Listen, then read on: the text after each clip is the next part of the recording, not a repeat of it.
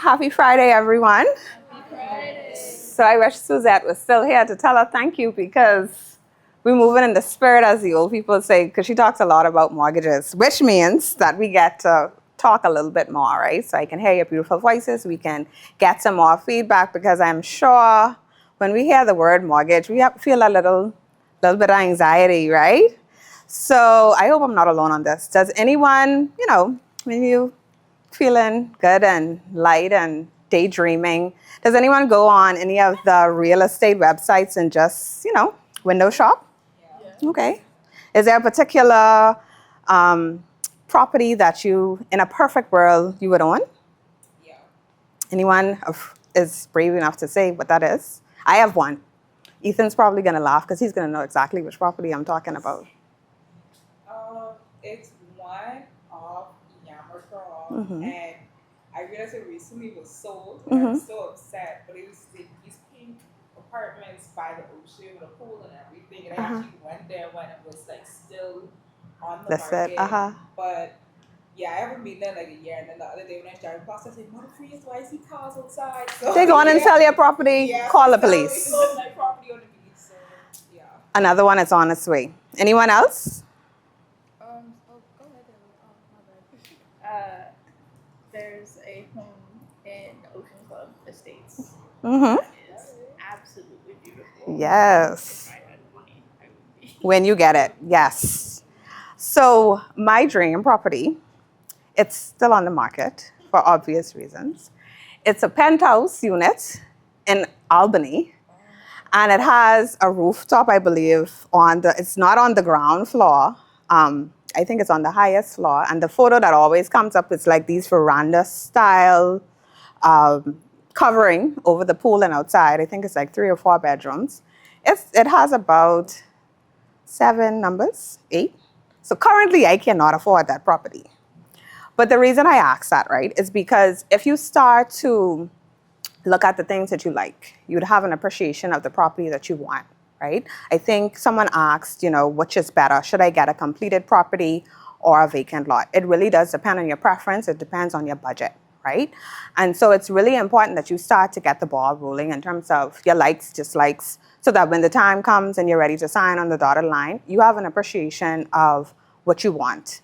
I don't know if you guys hear people say who I was in my 20s, I'm not in my 30s. Who I was in high school, completely different person. So it's really important that you appreciate the things that are non-negotiable to you. Just like when we're in a relationship, we have our red lights, our green lights, and then there are some things that just we're not really willing to wiggle on. So it's really important that you figure out what it is that you like and don't like, right? So that's why I use this quote. Home ownership is more than just having a place to live. It's about building stability, creating legacy, and investing in a future that's truly your own. So was anyone, if they're brave enough to say, was anyone born with a silver spoon in their mouth? Meaning you work really because you want to work, not necessarily because you have to. I'll be the first to say, I wasn't. I'm a proud girl from Long Island. Born, bred, gadet. If you know anything about island people, I have these shoes on, but really I used to walk around barefoot. But I say that to say, I work at Scotiabank. I've, as you've heard, been here for quite a minute. But I'm here because it comes down to I need to work. But does anyone have that choice? Was anyone, have a little trust fund coming in every month? No? Got it. Okay. So the reason I asked that, right? And that's fine because what the person did before you is they created legacy. It's always meant that the generation before us is not an improvement to generation coming forward, meaning that I should be able to live a better life than my parents did. My grandparents made sacrifices, so my parents did. My parents made sacrifices so that I can, so that when I have children, they can now have a better and improved life than I did, right?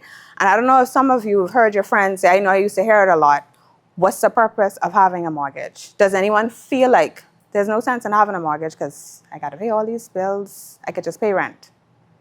Anyone think that? I think it depends. Talk to me. Why do you think it depends? I read the book. This is so cliche, but Rich Dad Poor Dad. where Robert Kiyosaki talks about like good debt, Mm-hmm. how having like investment in real estate could like it's an asset, even though it's technically a liability, it's sort of like an asset in Mm-hmm. a way you can like you said build your legacy. Mm-hmm. So I think it depends. Like if you have a home that isn't generating any income and it's just sitting there and you paying a mortgage every month versus if you get like a commercial building and even though technically you pay a mortgage, you're still benefiting from it short term Mm-hmm. and also long term because you have that asset. So Right. it depends. It depends. I agree. So when I say in terms of getting a home, right, and what you said is so true. And in that same book, he talks about letting your credit work for you, because there's going to come a time in our lives, very far, very very far from now, where you're going to now consider a different chapter, where you're going to be talking about retirement, where at some point I'm not doing the 9 to 5 to stay alive no more. I want to start, enjoying the fruits of my labor. I want to start spending more time with friends, family, my kids, grandkids. I want to start exploring and living and having experiences. And so you don't want to work as much. You want to now let your commercial property work for you. If you have a salaried income, you want to make sure that, you're able to enjoy it. And so with having a mortgage, and Suzette talked about that, having a mortgage is a particular period of time that you would have your mortgage. When you now come for retirement, if you don't own a home, you will continue to pay rent, which means that now you still at the end of the day have financial and monthly expectations to make, right? So it is really important, if you just talk about yourself, you can enjoy your retirement, you won't have a mortgage anymore. If you're talking about building a family, and not everyone does, and that's okay. If you want to talk about building a family, creating that legacy, you're now able, when transition through life, you still have that home. Everybody have either Grammy house, Annie house, Mommy house. You always have that center, nucleus that you can come home, that everyone calls home, that no one will, as they say, take, because now it's free and clear, right? And so I want to talk about a few things. We talked about, your guys talked about this before, but just want to talk a little bit more about what the terms and conditions of Scotiabank is. But before I get into mortgages, I know we get paid a salary and we have an account. Does anyone have a savings account? Okay. So when you say savings, what do you do on that account? Nothing. Nothing? Okay. But you put money into it, right? Okay. All right. So you guys need to give yourselves a round of applause, because the exposure that you now have with your finances, I can promise you, when you start to get into the conversations with your friends, not everyone has a savings account. We at a certain age where we just here for a good time, not a long time. We can worry about that when we get there, but we definitely always need to have for a rainy day, right? And you have your own plan, you have your own goals. Does anyone not have a budget? Does everyone have a budget? Okay, Like so a daily budget? like budget period. Like, Like a monthly budget. yeah? Yeah. Okay. So do we get paid every week, every 2 weeks, every month? How do we get paid? Every 2 weeks. Okay. So just using a number here. I get paid $500 every month. $500 every 2 weeks. With that $500, when I say $500, that's the amount that's credited to your account. Because before that money hits your account, every business is different. But at Scotiabank, before the money that is credited to my account, my insurance comes out, NIB, which is the government, they need to get their portion. So $500 is credited to your account. Is that the amount that you have on your budget? No, right? Okay. So I'm going to challenge each of you. When you get paid, because we all get paid through an account, correct? When you get paid, I want you guys to literally sit down and write out every single thing that you spend your money on. And I mean everything. If you are someone who, when your salary gets posted, you go and you withdraw all that money and you say, okay, I could take $100 and I could just make sure I keep track of it. How much of us, when we withdraw that money, is remember what we took it for, what we spent it on. No, right? I'm not the only one, right? Because that's maybe an intervention if I am. No, right? Right, right, right. Because you don't. At no point. Even when you was in high school, you took the money off. Oh, sorry. I need to press something? No. Oh, even if you was in high school before you was even working, Mommy, Annie, your Gaudi give you $50. You do not remember what you spend that money on. The reason as to why I say itemize everything, because when you literally sit down and you itemize everything, you get to see how much money you spending. And then that gives you a gut check to say, okay, I know I challenged myself that I want to either get my own home, save up for that Grecian trip, them Gucci shoes, whatever it was. If it's, insignificant, a significant milestone, it's really important that you guys create a budget and create that budget now. Like I said, I came from very humble beginnings. My husband came from very humble beginnings. And once we got married, it was like, we need to create a budget. And I'll be the first to say, y'all know when Fashion Nova come up with that 40% store-wide sale, we forget. John Bull, they have our emails. You just got to make sure go into Steve Madden one day and they ask you for your email. Now you know they haven't. President's Day sale, Bath and Body Works, buy 3, get 3 free. I mean, someone always asking for your money.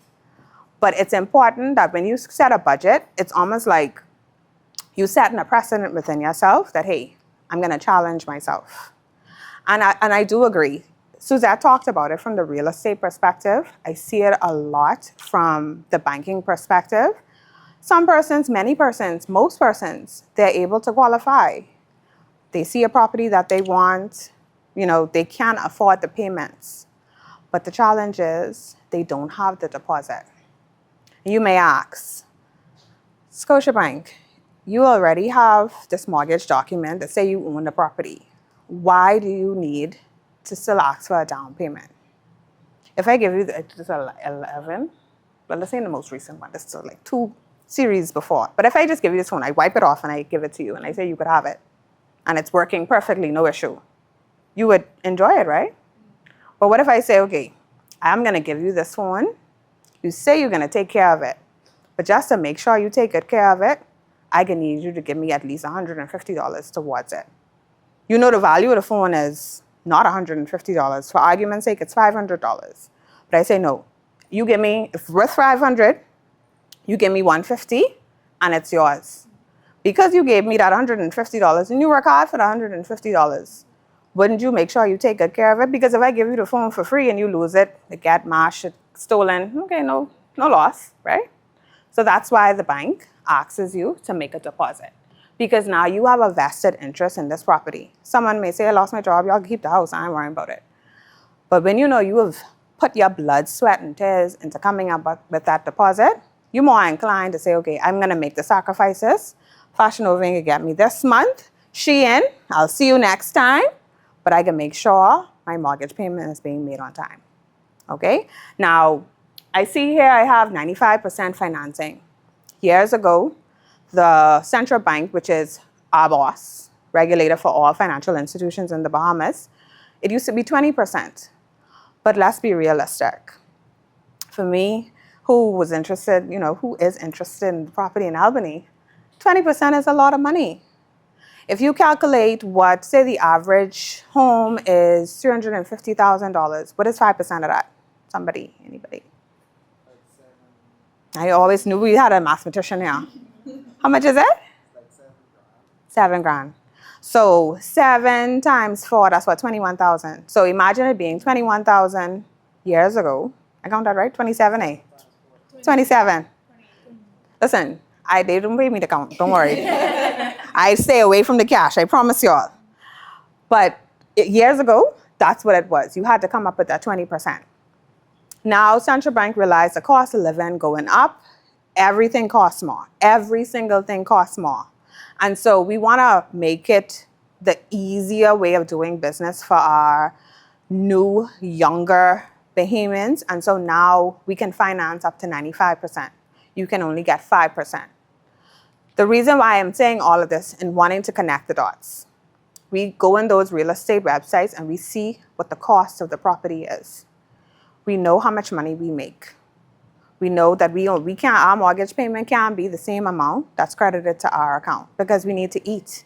We need to live. Every so often we do want to go out. Every so often we do want to purchase something. We need to go to the food store and the gas station. So we got to make sure that we can budget for all of those things. All right. And so that's why I said, make sure you create yourself a budget. When you start writing down all the things that you realize you're spending on, you realize, okay, maybe I don't need to go to Starbucks every day. Maybe I could just perk my coffee at home. Personal story. And because some of us, not all of us, need coffee. I need it. But I'm not willing to negotiate on it being Starbucks. So get the same bag of beans, $12 in comparison to the 2 cups of coffee that's going to cost me $12. So I say that to say, once you realize what your goals are, you start to figure out how you can best prepare and cut and, negotiate what you need and don't need. All right? Any questions so far? No? Okay. All right. So interest rates, talked about before. Interest rate depends on risk rating. What do I mean when I say risk rating? So if you are someone who, has a lot of existing facilities, if you are someone who in the past has experienced delinquency, you can find that your interest rate is going to be a little bit higher. Okay? And so that's why it's important now that if you do have facilities, pay them off as best you can. That may be something you want to work into your budget, right? So if you have a credit card, do we have any, and this is a safe space. So does anyone have a credit card? Okay. So with your credit card, let your credit card work for you. If you have a credit card where you get cash back, if you get points, use your credit card as your debit card. That limit of $2,000, $3,000, $500, whatever your limit is, don't think that's free. Please do not believe the hype. I work at the bank and I can tell you, credit cards are the highest bearing interest. Credit card rates right now go up to 21%. So calculate every month, and you would see it on your statement. Every month, $500 is your limit, and you're not making your minimum, and you're not paying that balance off. Whatever that balance is, the bank is making 21. Thank you all so much for paying my salary. However, we don't want you to be doing that because that's unnecessary. If that's the only credit you have right now, work on bringing that balance down. When I say make that credit card work for you, we have to go to the gas station. We have to go to the food store.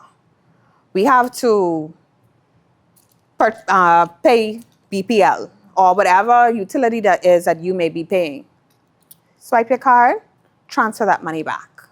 I can only speak to Scotiabank credit cards, but when you make a payment to your credit card, it applies the same day. So use that in terms of, and you are able to now get your points back. You're able to now get your cash back. And the bank doesn't make any interest.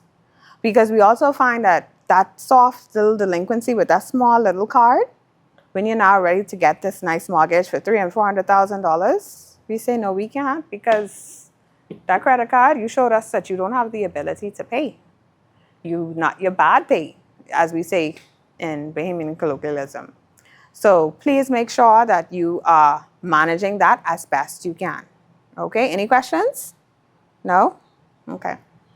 All right, so up to 2.5% of processing fees. So we offer that in terms of our mortgage product, but I also do want to say to you that 5% down payment that you make, which in most, if not all cases, you make through your realtor, you also have some other fees. So Suzette talked about all the VAT and the stamp duty. What we didn't talk about was the legal fees. So is anyone an attorney? Anyone currently at bar school? No? Okay. Right. So your best friend is she's do a lot of long hours, right? Right. So she's a professional. She's going to be a professional when she graduates, which means she's not going to do that for free. They go to school for a long period of time. Their lawyers are just like doctors. You don't just decide that you want to be a lawyer. You really have to go through the training because it's a lot of things that they protect us from. They protect you, the client. They protect the bank. They protect the interests of the vendor. They protect to make sure that the property is properly vetted, that the legal documents are processed. That's a lot of work, right? It's not just about signing on this line, but before you sign on that line, they have to do a lot of due diligence. In January this year, attorneys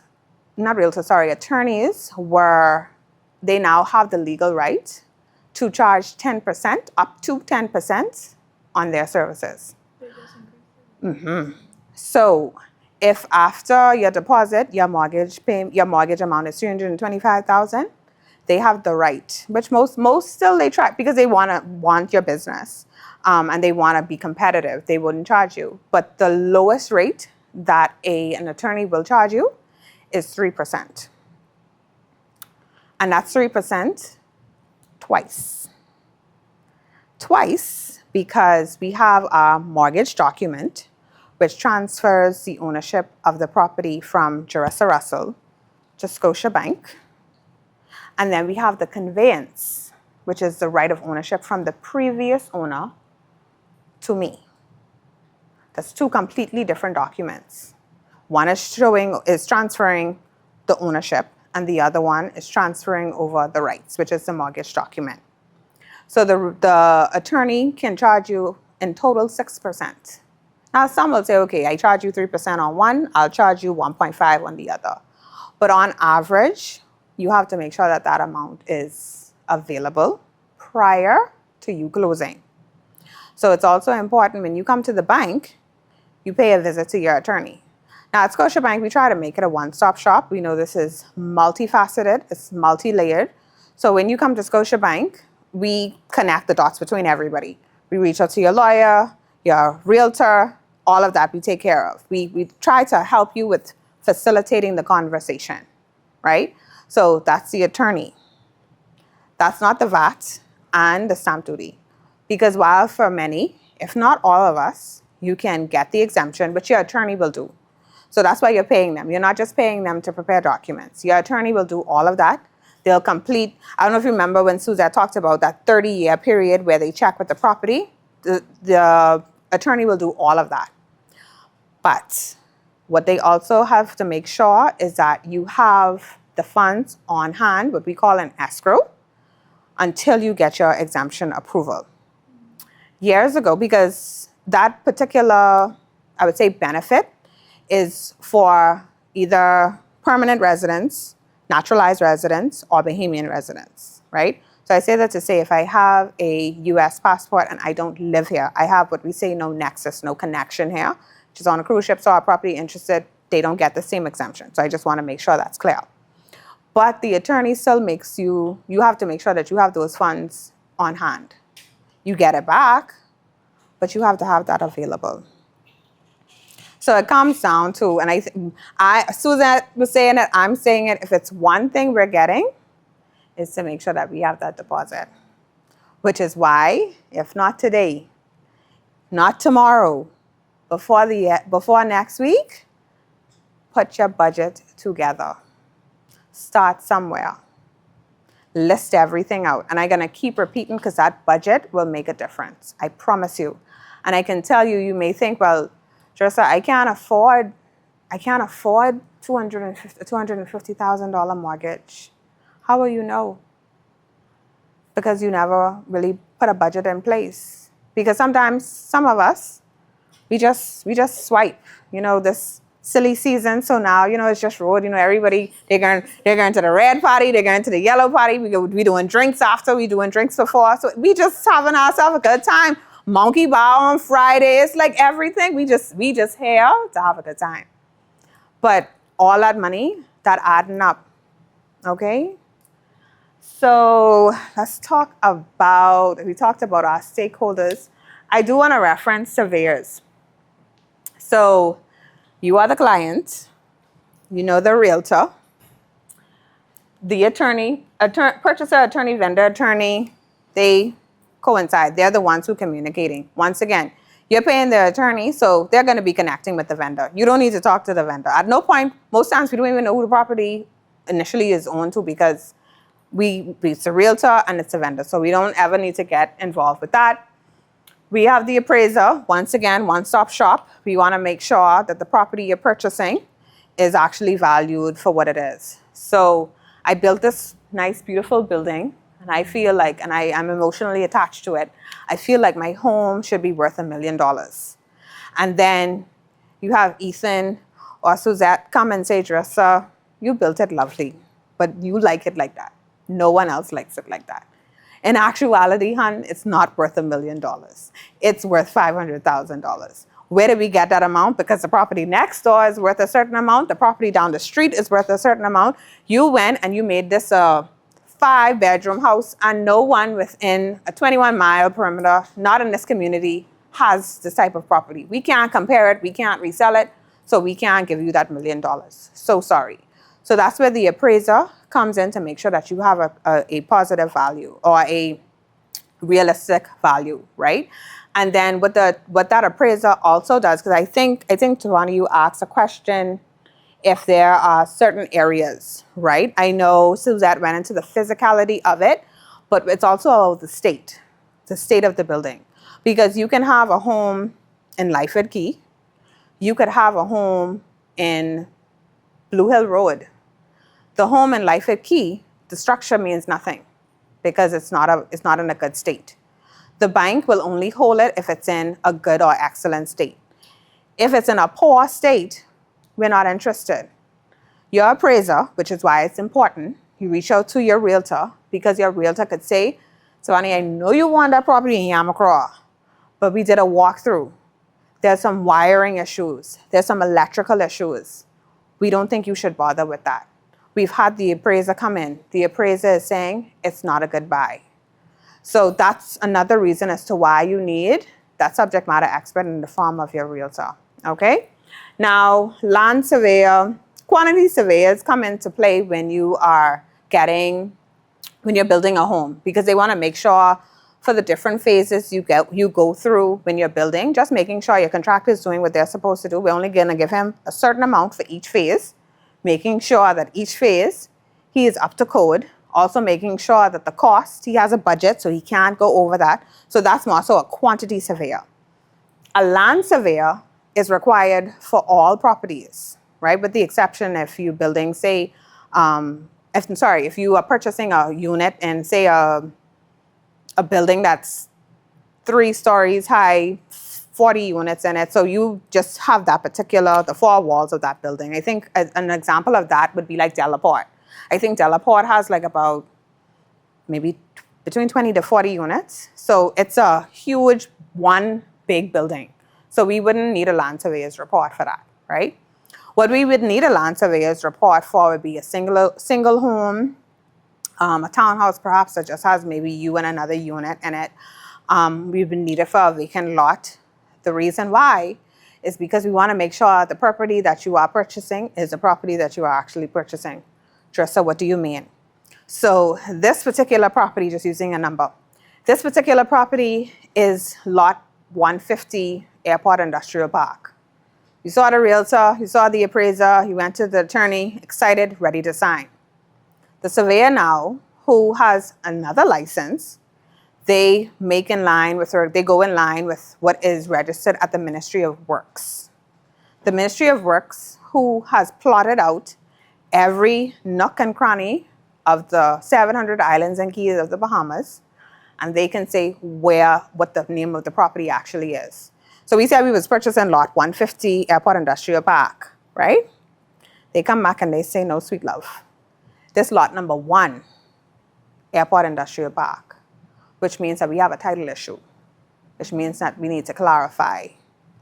True story, was completing an application for a property in the West, and this lady, so her and I are neighbors. I've lived in this home maybe over 10 years. When I purchased it, it was a vacant lot. Built my home, living my life, perfect, happy. You know, when I first got my mortgage, the bank never told me I needed to do a land surveyor's report. I now come to do what we call an equity takeout because I've paid my mortgage down to a certain point.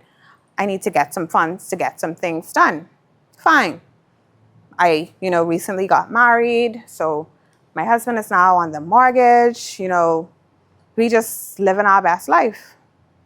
Mortgage gets approved, work out to the lawyer, surveyor's report comes back. I live on lot number 10. She lives on lot number 11. We neighbors, but we ain't like that. Now comes to close the mortgage so that we can disperse and get all the money I wanted to do. The lawyer says, the land surveyor says, we realized there was a technical issue with your legal work. You don't own lot number 10. You own lot number 11. She owned lot number 10. So legally, you own her property. Because when they first cut out this community, and it's new community within the last, and I say new within the last maybe 30 years, they buy 5 acres, they cut it out and they make it 50 lots. There was a administrative error and they crossed over and put the wrong numbers. She now wants to put me in court because she said that I own her property. I'm on her property, right, sorry. Yeah, I'm on her property because in actuality. Wouldn't it also be another? So what happened was her information was wrong. The information I got, her information was right. The information I got was wrong. It only happened to my property. So what they should have done was supposed to be lot number 10, lot number 11. That's what's supposed to happen. On the legal documents, lot number 11, lot number 11. Oh. Mm-hmm. So you know what ended up having to happen? Because I wanted to change out my windows, I wanted to get a generator, I wanted to, pay for some tuition for my daughter.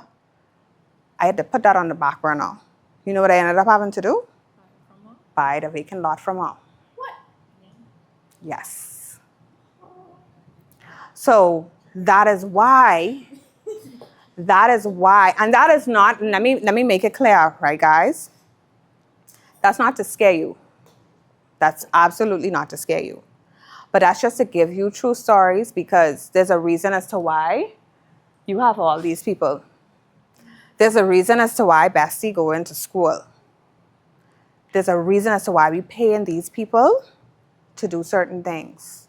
And I want us to get out of that mindset because myself included, nobody wants to spend money to give to somebody else. But you get what you pay for.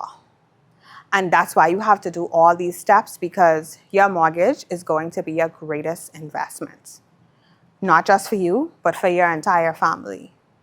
So it's really important that we have to get the due diligence done. For some of us, and I'm sure you guys have heard people talk about, oh, this mortgage process taking so long? Why are they asking me for all these documents? Why are they asking me for, they just asked me for that last week, they asked me for something.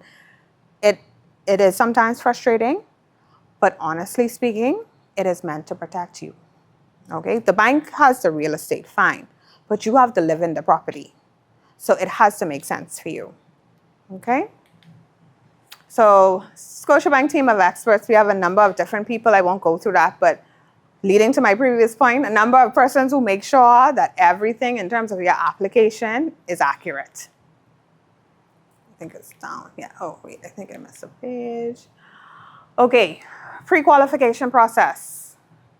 Does anyone know what that is? What's that?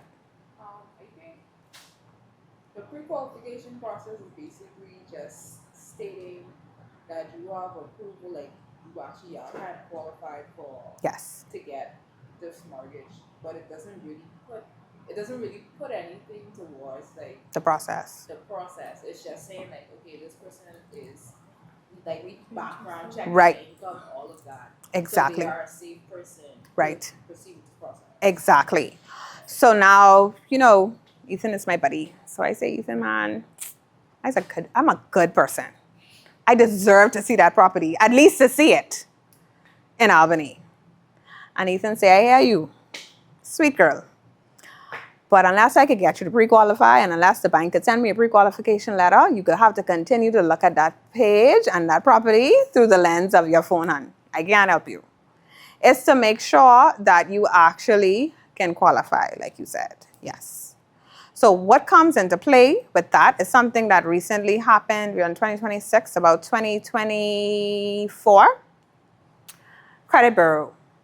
So for a long time, Central Bank kept talking about Credit Bureau coming, Credit Bureau coming. We thought it was like the second coming. Like, we Bahamians, we don't ever say something coming in real time. Like, it just ain't gonna never reach. And then one day they decided, okay, as of this particular period, moving forward, we will have Credit Bureau reports in place. Don't do it, get fined. That's it, it's done. Why we needed to do it is because we have someone who says that they have a loan at Scotia, but it's not coming out on their statement because they're paying it over the counter. Then we have someone who said they had a credit card at RBC. It's not coming out on their pay slip, so we can't verify it. Then when I left COB, and I walked across the road and I really wanted my Honda Civic, and they give me the $10,000 to borrow that, but someone stole it. Once again, true story. The stolen part, not that I didn't pay it. But I say, well, someone stole it. The owner came for it. I don't need to pay that no more. And my salary don't even get posted to Scotiabank. My salary get posted to RBC. So Scotiabank is do the next best thing. I'm not paying that. I don't even have the car. So that was when I was 21. Now I'm not 21. And now, I'm single and I, see this nice condo that I want to purchase. I could qualify for it. And I go to RBC where my salary is still posted and I say, listen, I have my 5% down. I have my money for my attorney. I have my money so y'all can keep that in escrow for my stamp duty, my whatever y'all need. I have it because I'm a saver. And they pull a credit bureau report. And they say, you still live XYZ because Scotia been trying to find you a little while now. You cannot get that property that you want or can afford because your credit bureau is tainted. You had that facility as a bank, we call it written out of record, with a balance, and you made no efforts to pay that. So, Miss Bank Manager, ma'am, pay that. In addition to that, you got to wait 7 years, which is considered the period of forgiveness, and then check us. You still won't have your little savings, so that's fine. But yeah, no. Because while you have the ability to pay, you have a credit history. You have a bad pay problem. How we supposed to now trust you with this big $300 and some thousand mortgage and you could even pay that $10,000 back? So, another pro tip. That credit card we have, that loan we may have, please make sure that you are paying that. If you are not paying that, let Ethan know you need to take an early lunch tomorrow and go to that particular financial institution and find out what your standing is. If you have whichever bank you have that your salary is posted to, visit that bank and say, hey, I want you to pull a credit bureau report for me. It's $25 at Scotiabank. Some persons just come and say, I want you to pre-qualify me. And in the process of pre-qualifying, we pull that credit bureau. That lets you know, don't waste your time if you don't need to with your application, and you won't be able to waste the time of the realtor or viewing a property because now you have some homework to do, you have some cleaning house to do. Okay? And I will agree with the feedback previously given. Many times, I've seen it. You sign on a mortgage with your mom. Love mommy dearly. There's only going to be one mommy I have. It's always been me and mommy. So me and mommy, I went on the mortgage with her so that we could qualify for this home.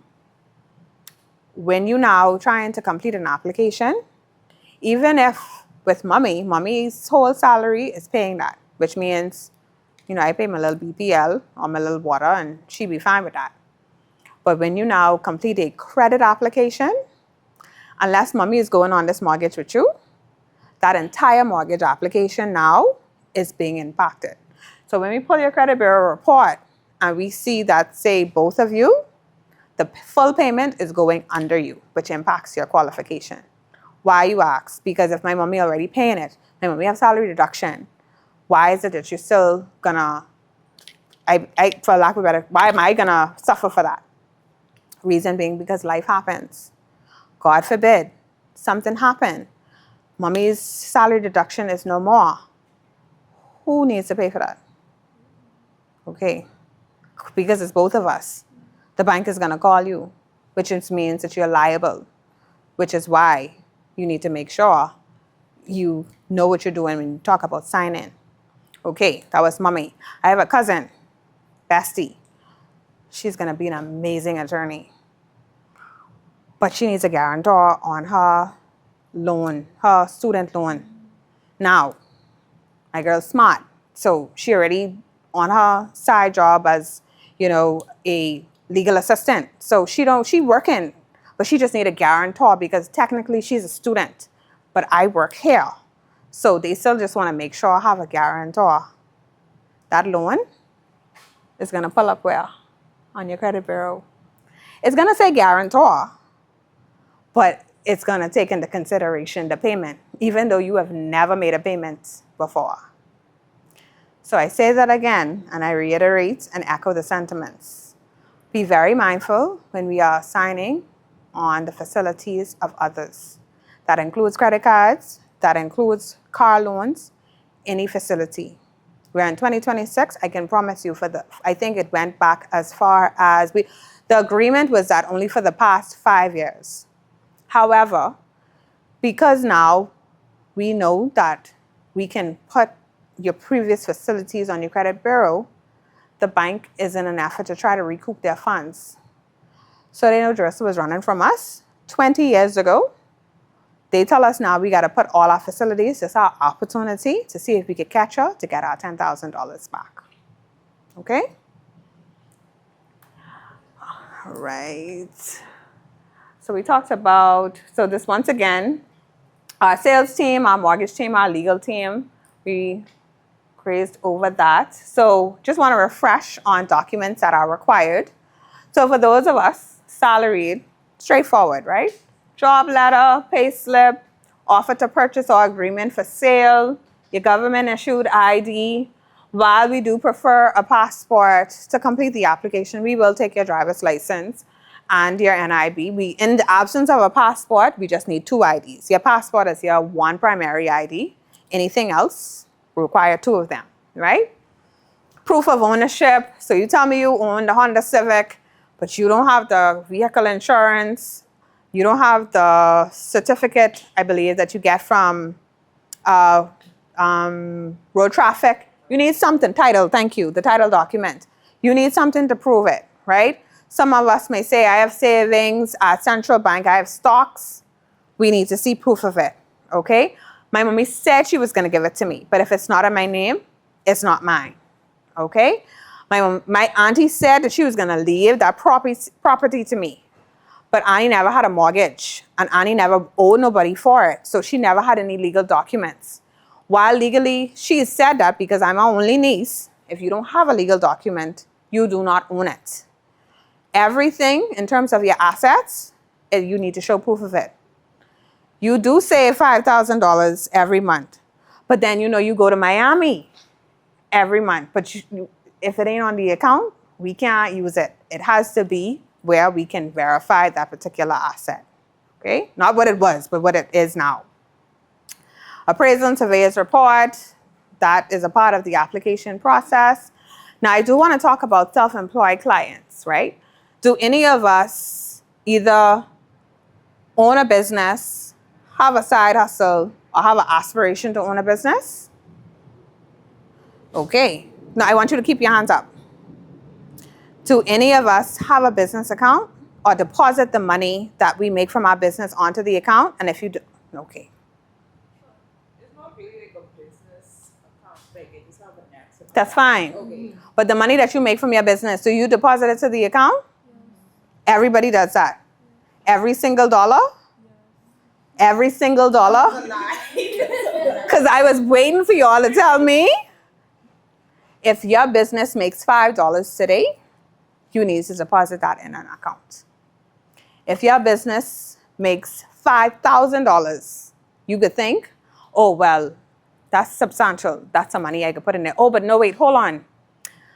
I did some marketing and, I did some promotions. So, they gave me the $5,000. So for the promotion and the material and I got to pay the Tribune and, I went over to Ethan and we, did a lot of marketing with videos. So I got to pay him first. So let me stop there in the AIP and let me pay him his $500.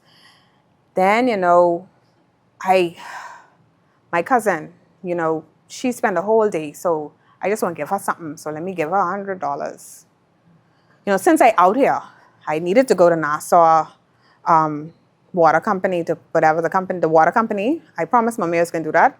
Let me pay that here. Okay, now I'm on my way home. Cool. $4,200, but I know I made $5,000. But I got to deposit my $4,200. The bank only could say that you put $4,200. Every single penny that your business makes, deposit it into an account.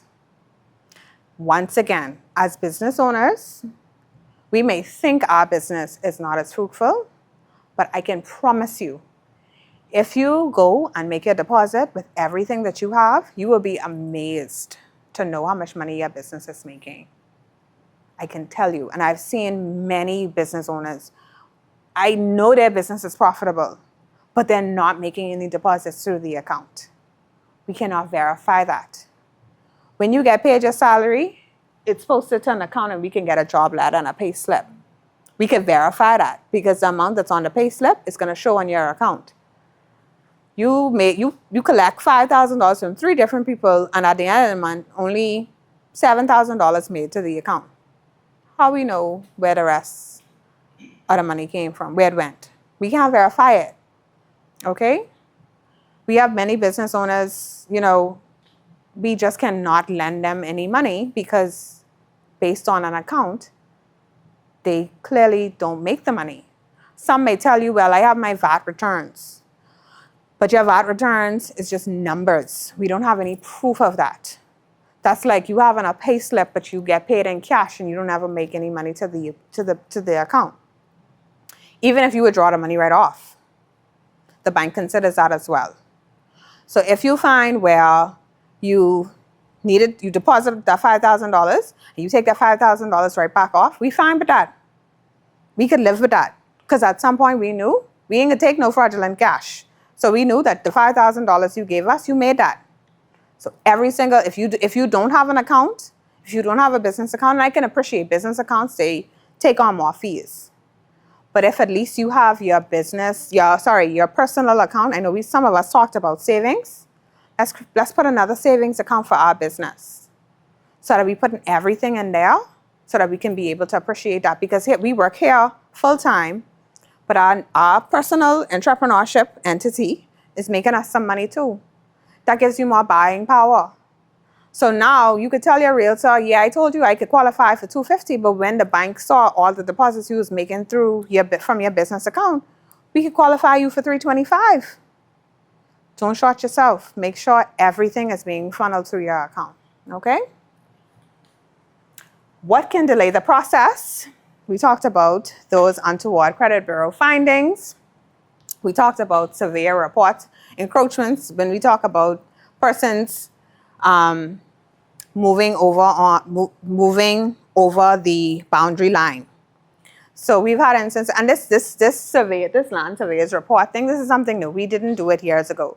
But, time brings on change, and we realized that over time we had some concerns where persons were stepping outside of their boundary lines, building pool houses and pools because nobody lived there, and I've lived in this home for 20 years and nobody lived there. So I figured as a retirement gift, I'd build myself a pool. And then all of a sudden, the person who you never saw, their daughter, because that person passed away, now comes to live in this home and build their house, but you go on and build a pool. Another true story.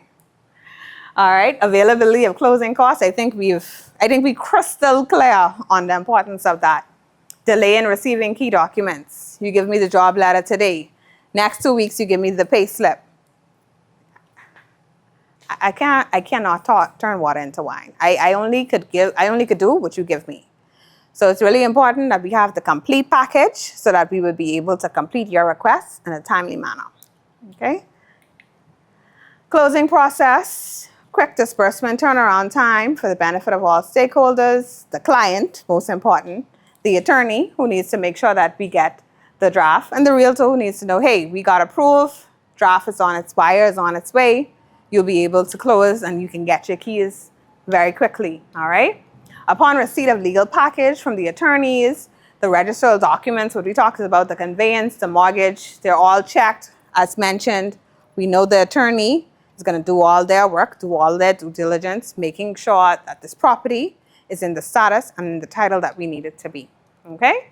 We talk about all elements of our funding conditions are fulfilled, like salary deduction, say if your deposit, making sure that's on the account.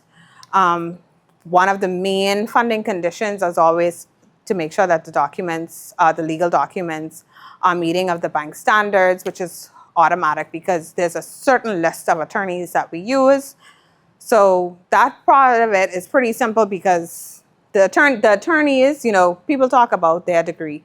No one's going to get disbarred for doing something that's untoward. So they have a ethnic duty to make sure that the documents are accurate. So I'm happy to say we've never seen where that was an issue. All right, and I think that is me. I'm supposed to be another page. But does anyone have any questions? Anything I said that was confusing? Yes. Not that when you said That's right. I have a question. That's fine. Okay, I have two questions. Mhm. Earlier you spoke about an equity takeout. Yes, Is that the same or synonymous with refinancing? that's the exact same. They're just different words. Okay. Yeah. And my second question. Mhm. Let's say we go through all the steps, we apply for the mortgage, we get approved, whatever. Mhm. How long after the mortgage is approved do you make your first payment? So that's an excellent question. That varies significantly. That truly depends on the legal work. We would like to say 30 days. That doesn't always happen. So once you get approved today, you would sign your personal credit agreement with the bank. Now you've gone into an arrangement between yourself and the bank.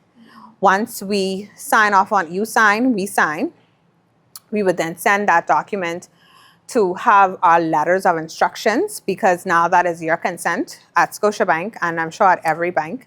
We cannot proceed with having an attorney complete work until you give us a consent. So that means that you have signed off on all the terms and conditions of the mortgage, the payment, the security that you're interested in purchasing, the mortgage amount, the interest, the period of time you plan to borrow. So all of that's captured in the document. The letters of instructions are then sent to the attorney. Just between your approval and the letters of instructions being sent to your attorney, that can take about 2 to 3 days. Once the attorney starts to do their work, they do what is called a title search, which is where they go back 30 years of all the legal documents, just to make sure that the property that you're interested in purchasing, that it is true, in fact, who is selling it, just making sure it's a clean title, making sure the lot is what it's supposed to be, if the location is accurate. Right, yeah. That period, and then of course, that's also inclusive of the vendor, because the vendor, the vendor signs the conveyance, they sign it over to you, which means you have to sign. So if your vendor, say, lives in Panama, we have to send the documents there. If there's a title issue that is concerning, that can delay the process. So the attorney now needs to work on clarifying and cleaning that particular title up. Perfect world, I've seen where I was able to close a mortgage within a month. I've also seen where it was a new property, developer, so many persons needing to sign, that could take over a year.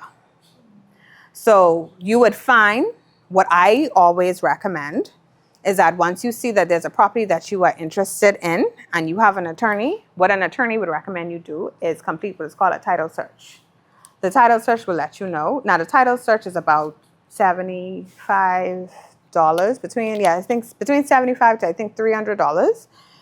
Most persons, inclusive of myself, have paid that because I rather sacrifice and spend $300 than wait 6 months to find out that this property has a title issue. And I know we keep talking about title issues because in the Bahamas, we've not had the greatest track record of preparing documents. Her and I have a beautiful relationship. We went to school together. So we never needed to have a document. Her and I have now transitioned, and now we have a different generation. There is no document. So what do we have proof that this property is 60 by 100?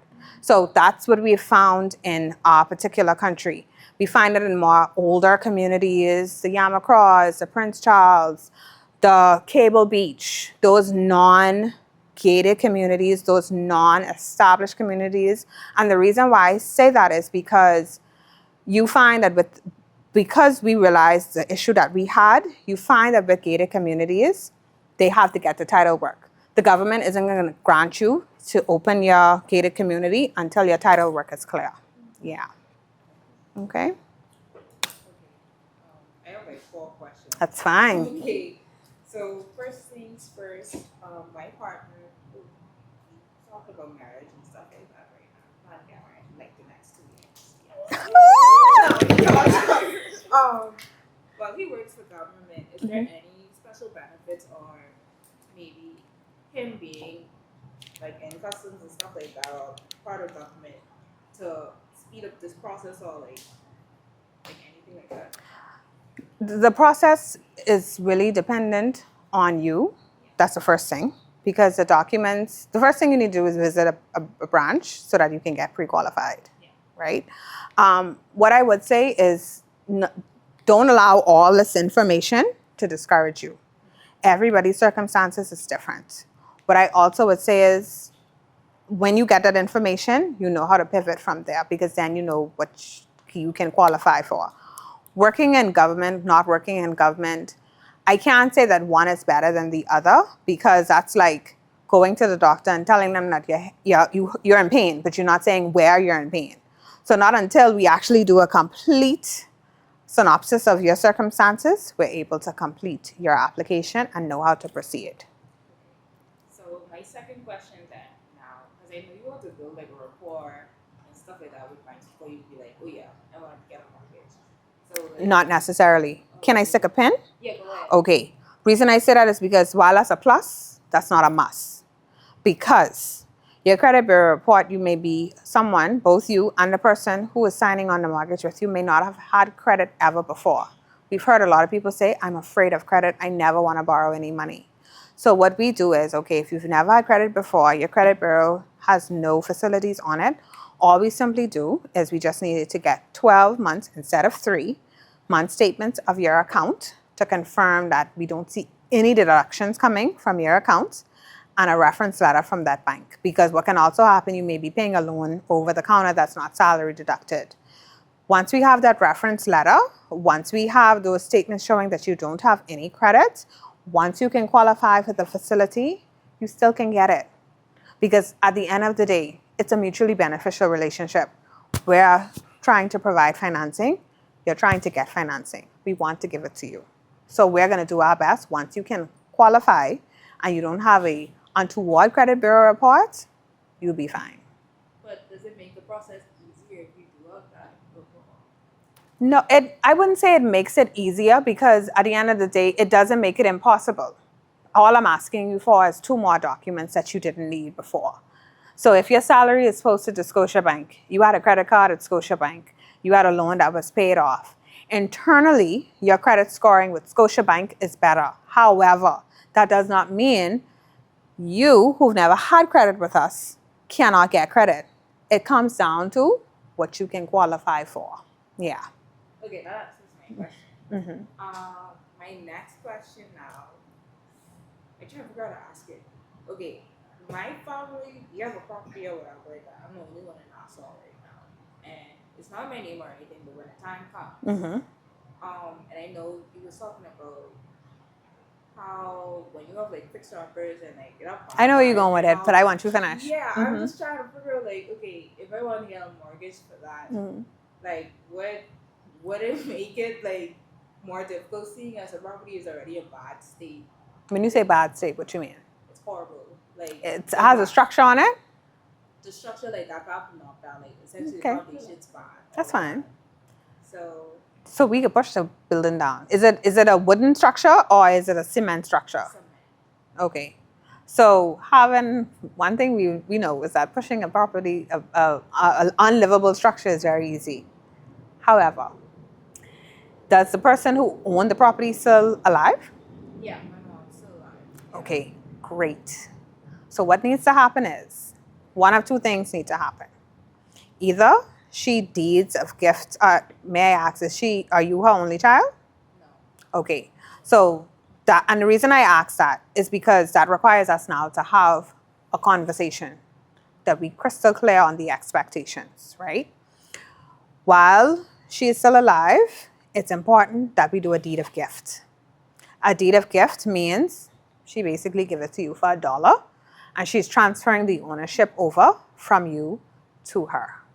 Okay? Now, either that or she can sell it to you. When we say deed of gift, it's just what it is. I gift you this. I'm deeding you the gift. You own it and you don't have to pay me for it. You perhaps just need to pay the attorney to have the documents recorded, right? She can sell it to you because this mommy retired. She's worked hard for this property, so she's gonna sell it to me for a unreasonable amount. When I say unreasonable, meaning she's basically giving it to you for far less than it's worth. So if it's worth $150,000, she may say, well, Savannah, you could have it for 50 and we call it a day, right? That's the one of two options. Either she deeds it to you, gifts it to you, or she sells it to you. When I say sell, meaning anything more than $1.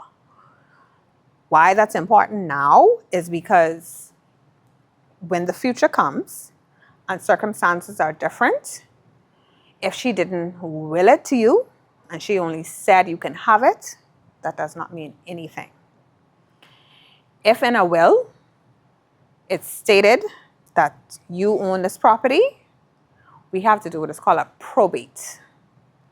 Probate process, once again, because we are very archaic in this country, a probate process can take 3 months, it could take 3 years. And it'll take even longer if someone is saying, well, that was my sister's property and she told me, but I could have it. She sent it to me in a WhatsApp 10 years ago when we was, bonding. That's a dispute. That can now be disputed in the court of law. So that's why it's best to do these things when the person is still able to provide their legal feedback of sound mind and body. And I do have a follow-up question to that, because the property, I think, was bought back in like 1979 or something like that. And this is for like property taxes and stuff was really being enforced. Will there be any hidden taxes and stuff if I do? So what would happen is that you would need to take the property, the Inland Revenue would be able to say what the real property taxes are. So if you have something that shows the location of the property, they'll be able to find it, right? That could be a name, that could be Yamacraw Estates, even if you know it's lot number 1, Boyd Street. Like, you just give them something. In most, if not all cases, just like our social security number in the United States, our NIB number is linked to almost everything. So they'll be able to tell, once you give them an idea of where the location is, they'll be able to tell, which is a good point. Because say your grandmother or your grandfather or your grandaunt gave her that property, it may still be in their name if she never transferred it over to her name. So it's really important that you write to Inland Revenue, right on Carmichael Road. Yeah, they'll be able to tell you. All right. Okay, this is my last question. No problem. Can we talk about repossessed stones? Mhm. Like, I was gonna. yeah, like is it a situation where, like, what is the benefit of getting a repossessed home? It's with the cheaper. bank? Okay. Yeah, it's cheaper. So what's that process like? So it's no different. It's just instead of purchasing it from an individual, you're purchasing it from a bank. That's all it is. So at the end of the day, the bank is a business. So unfortunately, if you're not in a position no longer to maintain the property, we go through a litigation process and the property is repossessed, right? That's a legal term for it. When we and I just want to clear the air as well. As far as I know, I can only speak for Scotiabank. The bank literally makes every effort to avoid having to go through repossession. We don't like to use the word hate, but we hate to have to do that.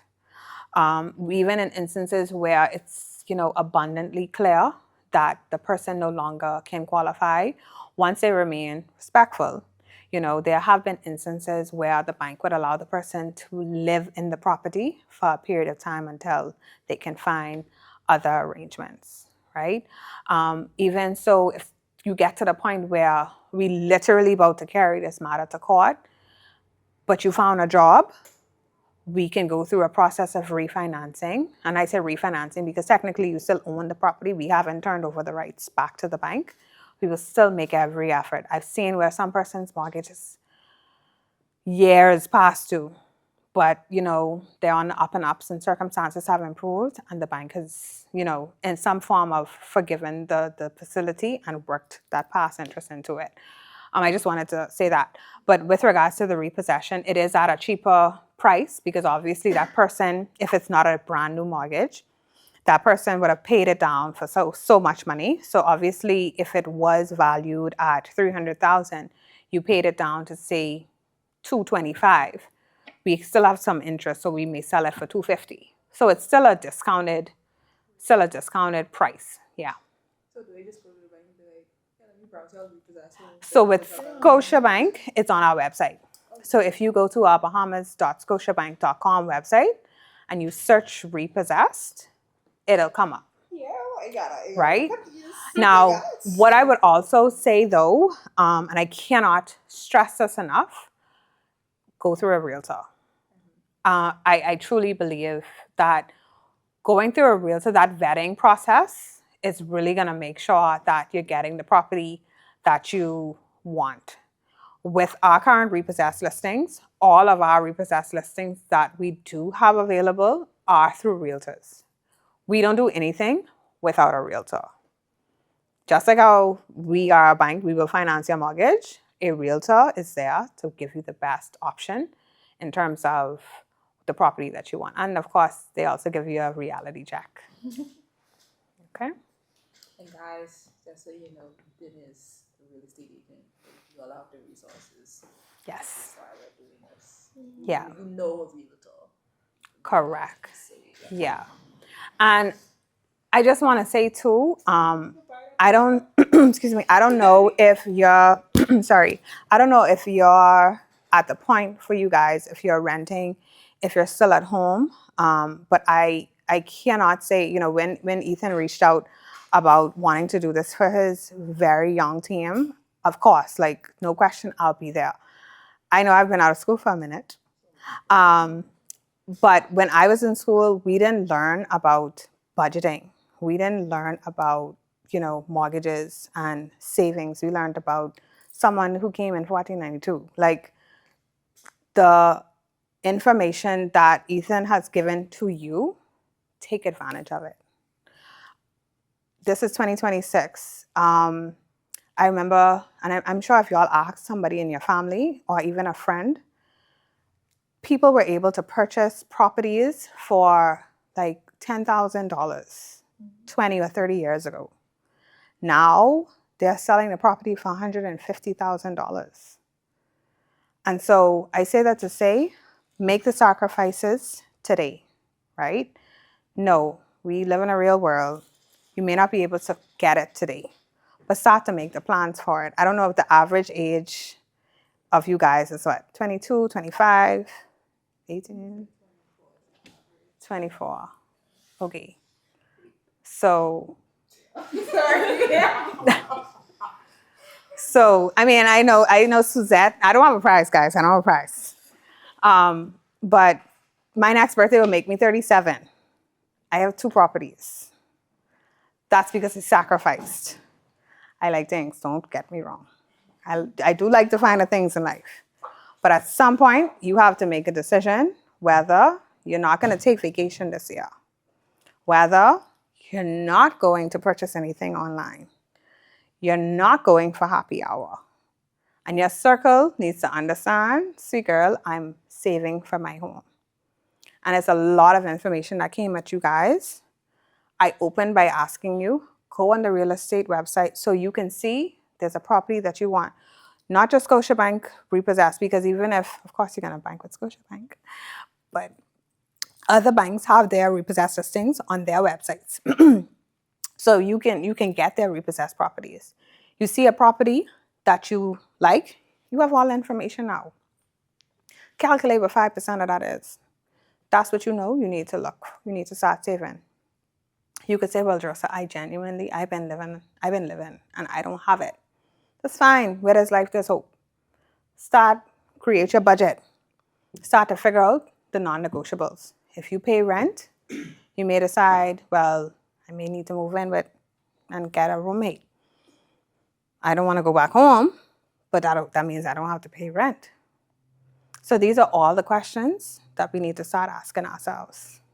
Okay? And even if you decide that I live home, but I want to purchase a piece of property, I had a friend who she owned a single family home. And I see a question. You haven't asked a question all day, so trust me, I'm going to make sure. Yeah, the first That's fine. I have a question though. Go ahead. So my mommy told me I have land in the Luther, right? So let's just say I don't know the worth of it yet. She's saying hold it until like Disney or whoever comes along and Luther to sell it. So what would be your advice on, do I build on it? Do I try to build in a Luther to try to get like a PNP or something, or just wait till?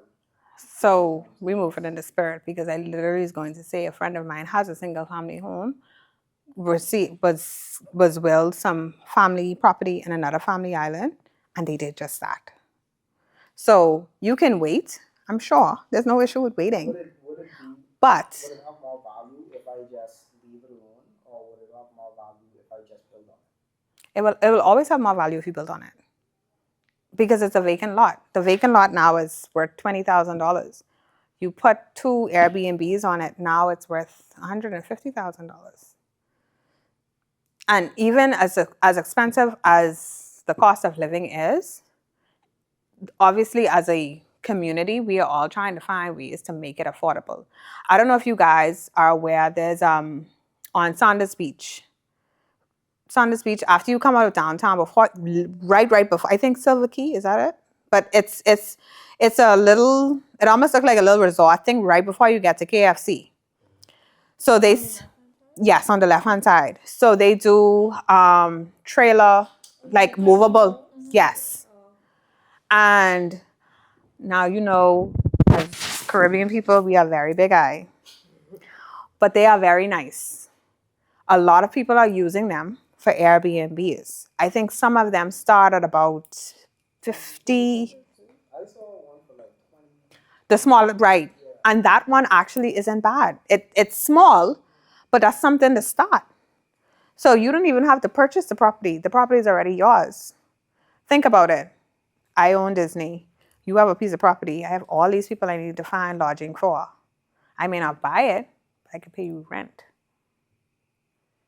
And $20,000, once again, your mom found a way to give you an opportunity to create generational wealth. You see? Yeah, because the house I am now, she on a mortgage for an apartment in the gated community. So I think she has my oldest brother on the will. I can't remember. Next question. I can't remember. But how long, or a better question, what is an exact budget? So if I wanted to budget for $350,000 or $400,000, what is the total amount you would be like, okay, this would cover the down payment, this would cover everything else? So the only way we would need to do that is when you come to get pre-qualified based on your salary and your credit bureau report, we in that same vein would reach out to the lawyer. The lawyer is going to help us with getting what their cost will be to complete their legal work, in addition to what the cost will be for you to do your exemption, right? When I say do your exemption, most, if not all cases, you will get that money back, but we still have to put it in escrow. So all of that will be included in the quote. That's when you will know what all you need to come up as a down payment. I just want to say, for our family islands, with the exception of Freeport, which is managed by the Port Authority, you don't pay real property tax on the family islands at all. Okay? I saw your hand, but I know you got a question. Go ahead. My parents, when they got married, they bought land, they built a duplex. We lived in one and rented the other up until I was 18. And they were paying their mortgage off. And then they wanted to give me the opportunity to go off to school, so they remortgaged their house. Yes. They were talking about, and recently, and it's like anxiety inducing, but they were talking about how they have X amount of years now to pay off, which basically doubled the mortgage, and how if anything happens to both of them, if all of that's going to potentially be put on me. Is that the case? Yes. Yeah. However, the beautiful thing about that is, and I would tell you to, first you could breathe, right? Okay. The biggest thing is with them getting a mortgage means that there's no title issue, right? And that they're still making the payments. So what would happen is, God forbid that what happened, it goes to the estate. Are you their only child? Okay. So with that going to the estate, you are the heir, which means that good and not so good, the facilities would come to you. So in an instance like that, obviously the bank, say for argument's sake, you were still away at school. What my advice would be, if that was the case and you wasn't able to pay the mortgage, put a property on rent. Well, both of the units are being rented. Right. So, which is to my next point, your parents they thought of what to come in the future. So if you're not in a position to live there or pay the mortgage pays itself. It would just be where you being their sole heir, it automatically would go to you. Now, obviously, all of the information that we know, we still recommend persons to have a will. They can't convey it to you because currently it's still owned by the bank. But having a will and testament while they are both in their sound mind and body, it does save a lot of headache. Yeah, because once again, even though automatically you would be their heir, if there is a dispute with someone who says, I owe X, Y, Z, they're not here to say, so it can still go through a probate. So having a will does also say, cover you an added level of protection. Yeah. Yes, you had a question.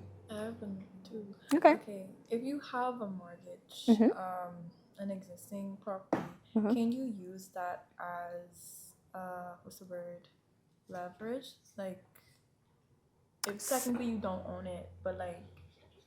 So just so I understand, so you own Collateral. Yeah. So you have a mortgage on this property? Yes. Okay, but you want to use this to purchase something else? I guess, yeah. Once you have equity, you can do that. So just so I'll give you an example and you tell me if this is what you're thinking. I own my home on Cable Beach. My mortgage is it's coming down, but I have sufficient equity. My mortgage is far less than how much the property is valued. I see a property in Yamacraw that I want and I have sufficient equity to purchase. Yep. Okay. And what that would mean is that your property in Yamacraw is free and clear. Would you then have like a lien?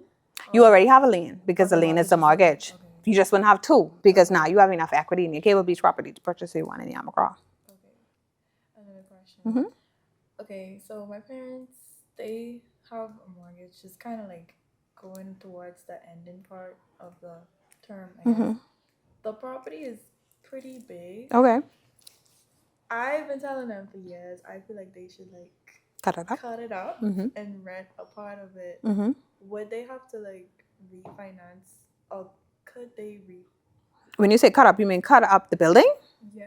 Okay. It's a single family technically, Mhm. but it's a large property. Mhm. How would that work if they want to like Rent it? pull the equity out Mhm. and renovate it and then rent it? That's fine. What's the process of That's doing fine. It just depends on the building code of that particular community. that? So like zoning. Right. Okay. Because if the property is zoned, and it happens, I've seen in older communities where if it's a huge property and like you say, if it's a 5-bedroom house and now you want to make it a 3-bed, 2-bath, like you can do that, right? It just comes down to if that property can be considered multi. But once again, let's be for real. No one's going to know if that you've lived in that property 30 plus years and if it's not a negated community. Because if it's not a negated community, then you're perfectly fine. Yeah, there's no real limitation on it. And with the equity takeout, you just need to obviously get the contractor's quotes. You would need to get an appraisal. When you get the contractor's quotes, you would use the contractor's quote. You would give it to the appraiser. What the appraiser would do would say, this is how much your property is worth today, and this is how much we propose the property will be worth after the property to know, if it makes sense. Yeah. Any other questions? I hope I answered them all. Yes. Yes, so does the bank, and we're talking about homeownership, does the bank also support investment opportunities? In which way? Like say I wanted to purchase a property with the intent to put duplexes on it for rental, would the bank support that? We can. So I work in retail. So we can only finance investment properties up to 4 units. Once it gets 5 units, we consider that to be a commercial property, and that would be it. We can finance it, but that would be done by another business line, right? Now, what I would say though is when you decide to do that, you would have to make sure that you can afford what that payment will be for that particular property. What I mean by that, we don't consider proposed income. So we can't use the income that you have not yet made from this fourplex. We can only use your current income because until that property is finished, yes, your current income is what will be affording those payments. So let's say, for example, I'm looking at a property, it's a multi-family property, and I want to build, let's say I want to start off with a duplex because that's what I can afford at this time based on my pre-qualification. Do I then, so I qualify for it, and I put an application for it. The bank would then support me building during the build out, and then I can then rent it out and basically have it pay itself off. Yes. Yes. So you can, and I think I know where the wheels are turning, where you're saying, okay, currently I could qualify for my 2 units. I'm going to get my 2 units. When I get my 2 units, they're now rented. I build up some equity. I come back to the bank and say, hey, I have my salary. I have these 2 units. Now I want to make this into a 4-plex. Well, the bank may say, well, we can't do 4-plex yet. Okay, well, let's do 3-plex. And you continue to create your wealth by building on it. And then so is that it's 4 and over or it's over 4? It's 4 and under. So our cap is 4. Cap is 4. Yes. So then the 5th one would then qualify as commercial. Right. And what's the difference between that? So with commercial, we wouldn't finance up to 95% financing. I think for commercial, financing up to 70%. So, whatever the cost is to build right. the extra 1, 2, 3 units. Correct. Go up to, how much, 75%? 70%. We would only finance 70%. That's fair. Yeah. You have 4 units paying itself off. Right. Right. So it's only reasonable, right? Yes. And we finance up to 95% financing for owner occupied. When it's not owner occupied, it's a little bit different. We would only finance up to 70%. Do you approve that? Like, what if I have my stuff there but I'm not there? The policy states that if you are owner occupied, we can finance up to 95%. If it's not owner occupied, we can finance up to 70%. That's what I am saying. Okay? Okay. Yeah. And your appraisal needs to say owner occupied because that is where you live. And your application needs to say the address of where the property is. And you're in retail. Yes, Okay, so I need to get that number. certainly. I have some cards. Yes, yes. My friend, you had a question? Oh, okay. Any other questions? I know Tawani done give me the Baptist mom side eye. Like I going in the car. You know, when mommy says she going in the car, man, it's time to go. So, because I know I have your number and I can harass you whenever I want to. my Lord, it really is. It be your own. It really be your own.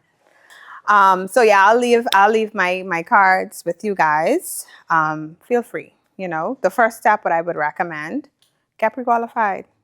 Okay, that way you know what to do. And after, but no, the first step is we're creating budgets. Everyone, we're creating budgets, and if we didn't have budgets before, we could tighten up those budgets, right? Okay, good stuff. So thank you guys. I hope I didn't bore you guys to death. Good stuff. Good stuff. Good stuff.